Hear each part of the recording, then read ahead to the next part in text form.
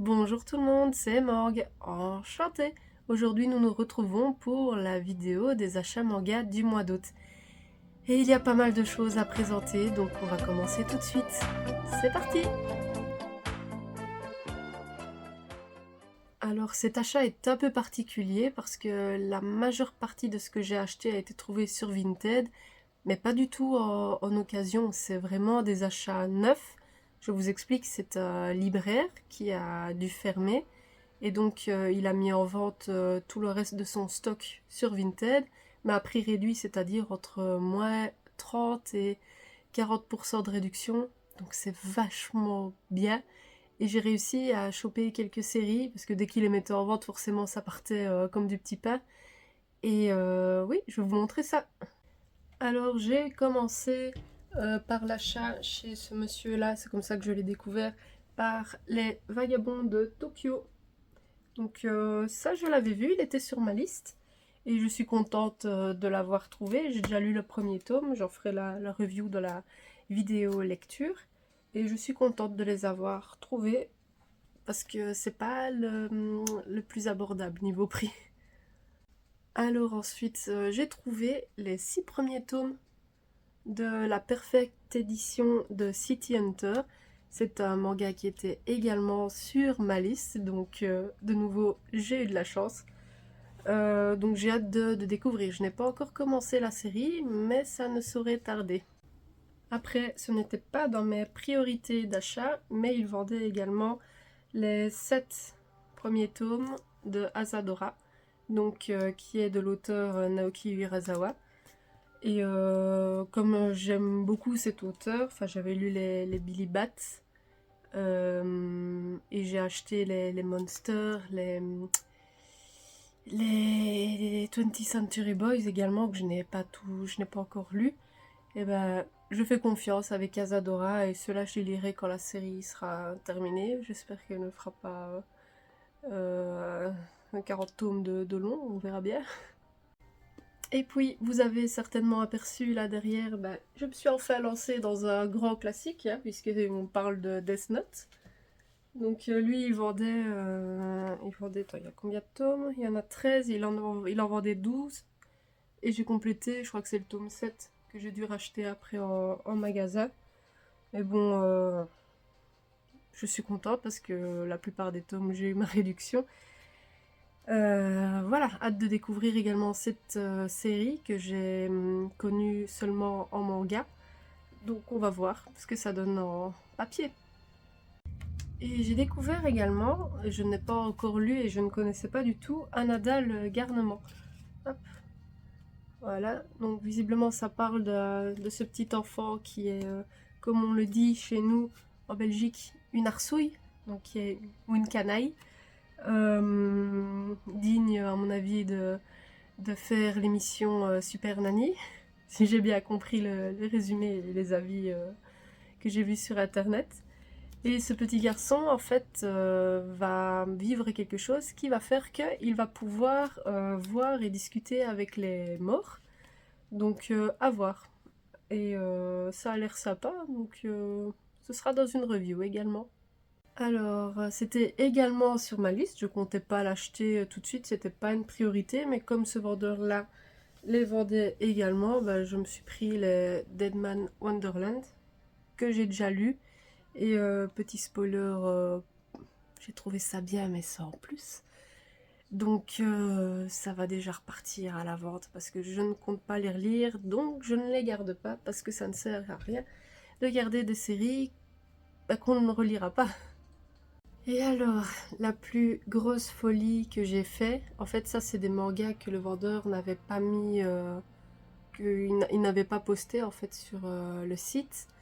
Mais c'est moi qui les ai demandés. J'ai demandé s'il n'avait pas encore dans son stock à vider des tomes de cet auteur-ci. J'ai demandé si il avait des tomes d'Osamu Tezuka. Et donc, il avait les 3 tomes de Wonder Free. Normalement, ça se prononce comme ça, j'espère. Voici les couvertures. C'est toujours emballé, donc oui, c'est bien du neuf. Il n'y a pas de souci avec ça.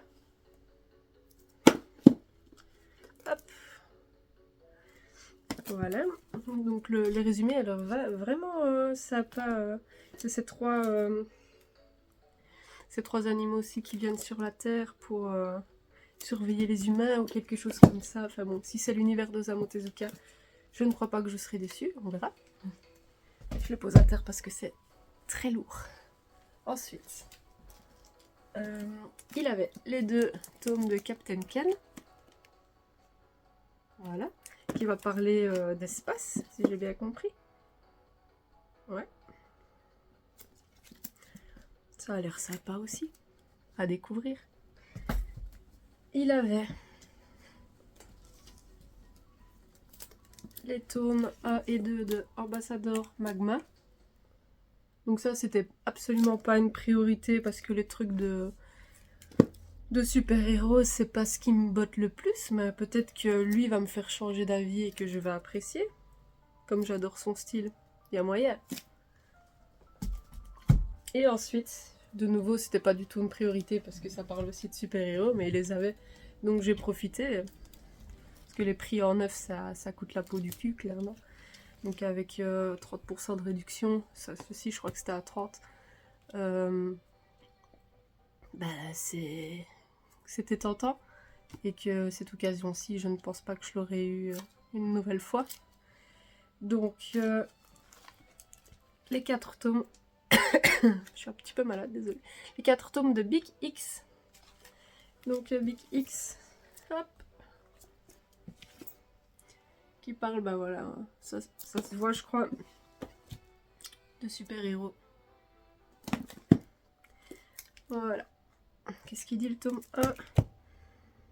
Oui, ça va parler de l'Allemagne nazie, quand même, de Hitler, qui tente d'apposer sa domination pour le Troisième Reich dans le monde. Et donc ouais, Big X, c'est le nom d'un sérum, visiblement. Voilà, je découvre en même temps que vous, pour ceux qui ne connaissent pas le résumé. Donc ça, il y aura de ces éléments aussi dans le manga. Je vous en dirai plus quand j'en aurai fait la lecture. Mais du coup, voilà, je suis vraiment ravie d'avoir trouvé ces 11 tomes chez lui, parce que ça a agrandi vachement la collection chez Tezuka. Je vous avoue que la maison, c'est Fuji Manga, c'est pas chez eux que j'allais me tourner le plus vite. Moi, je pensais plutôt me prendre d'abord les Dororo, les Kirito. Il y en avait un autre où il y a l'histoire des 3 Adolphes.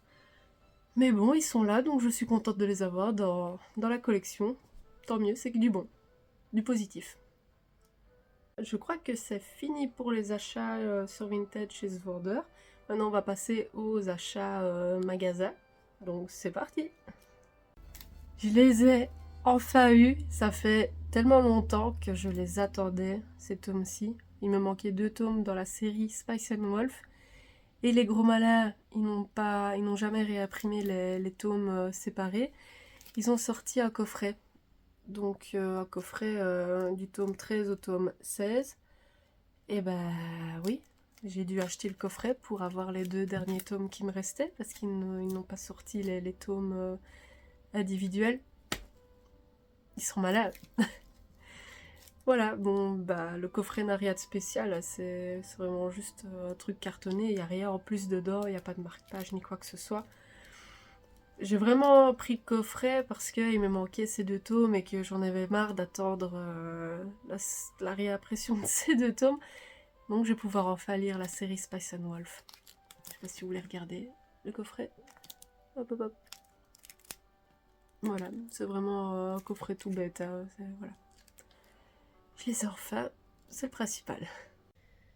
Petite insertion vidéo parce que j'ai oublié de parler de 2 mangas que j'avais également achetés, mais c'était au début du mois, donc je les avais oubliés un petit peu. C'est 2 mangas pourtant qui ne sont pas banals, puisque c'est le tome 13 de Gannibal et le tome 10 de Shigurui. Je les ai tous les 2 pris dans leur édition sable, parce que voilà, les cartes postales je m'en fous un peu, les posters je m'en fous un peu aussi. Le fait d'avoir ça dans un carton, je m'en fous également. Je m'en fous. Vous êtes amoureux de vos fleurs, quoi. Non, même pas, je m'en fous. Même pas aussi. Donc les éditions Salp, ça me convenait très bien. Donc maintenant, je vais pouvoir me lancer dans la lecture de ces 2 séries, puisqu'elles sont terminées à présent. Ensuite, bien évidemment, je me suis pris le tome 2 de Biomega, toujours à prix aussi raisonnable pour un livre de cette taille. Une qualité, pour une superbe qualité en vrai. Et oui, donc je les prends vite avant que le prix ne change, on ne sait jamais. Donc je vais les lire quand le tome 3 sera sorti, je pense.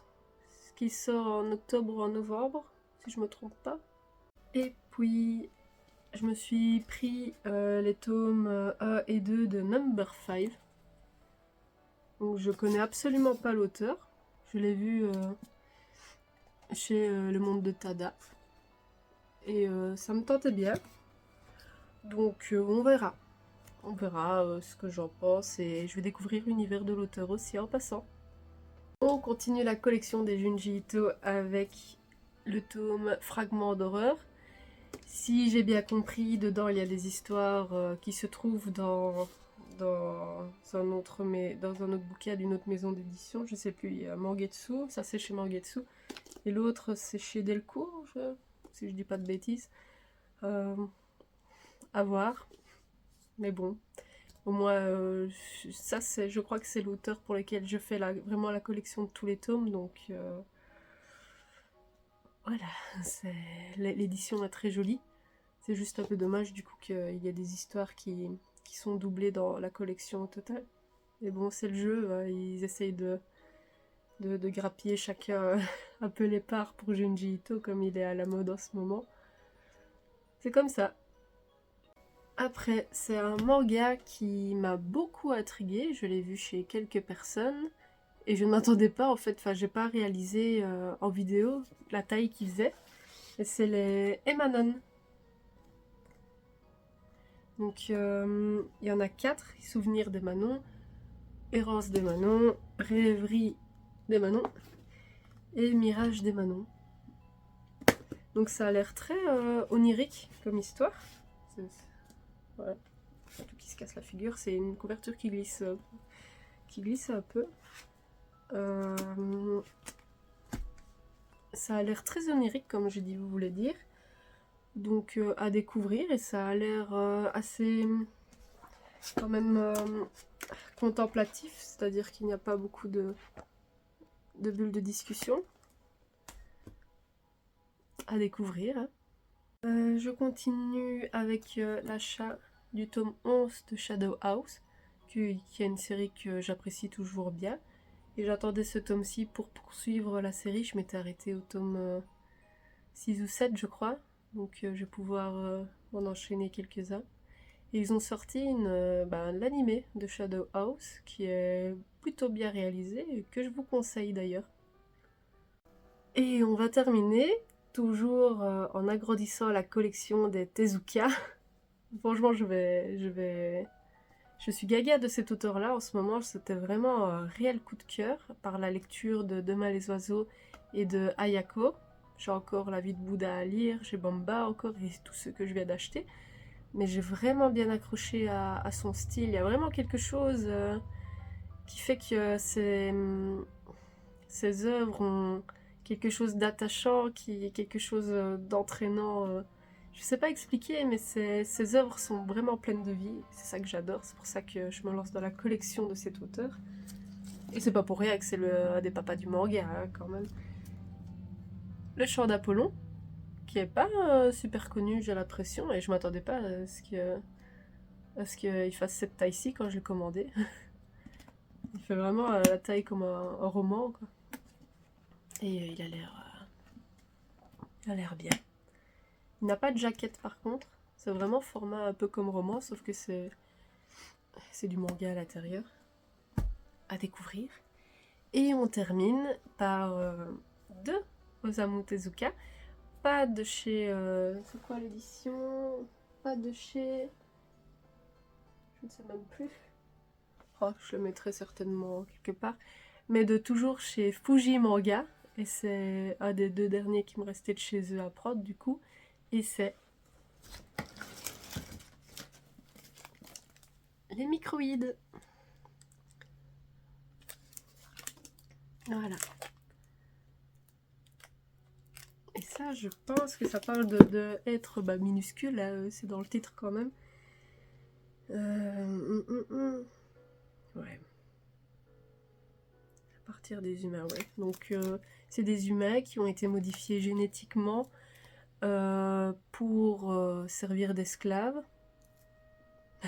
Si je viens de lire le résumé, j'ai pas lu les résumés avant. Ça a l'air sympa. Donc à découvrir aussi, j'ai pas mal de pages sur la planche en fait. Et voilà, c'est terminé et c'est déjà vraiment, vraiment, vraiment pas mal. Comme achat, c'est un achat très conséquent. Ce mois-ci, je suis... je le réalise bien. Mais voilà, une grosse partie, c'était vraiment une opportunité qui s'offrait à moi pour des mangas à prix réduit et neufs qui plus est. Donc oui, j'ai dû un peu baver sur le budget, mais voilà, le mois prochain sera peut-être un peu plus soft, on verra. Tout dépendra. Mais il y a déjà oui, quand même plein de mangas au mois de septembre qui me tentent vraiment bien. Surtout qu'il y a des mangas des autres mois que j'ai pas su me prendre parce que, à puceau. Donc on verra bien. D'ici là, je vous dis à bientôt. On va se retrouver pour la vidéo lecture manga. Et voilà. Donc à bientôt et je vous dis bonne lecture!